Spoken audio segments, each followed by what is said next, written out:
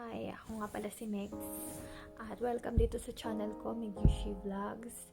Nandito ako ngayon sa Switzerland at napagdesisyonan ko na mag-vlog ako tungkol sa trabaho ko dito sa Switzerland as a painter.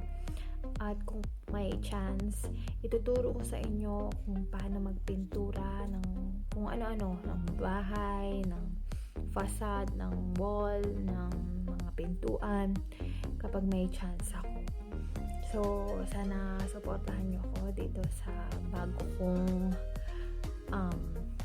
segment dito sa channel ko kasi hindi na makapag-travel gawa ng travel ban at dahil sa COVID. So, ayun na lang ang aking i-offer dito sa channel ko. Sana supportahan nyo. Thank you so much.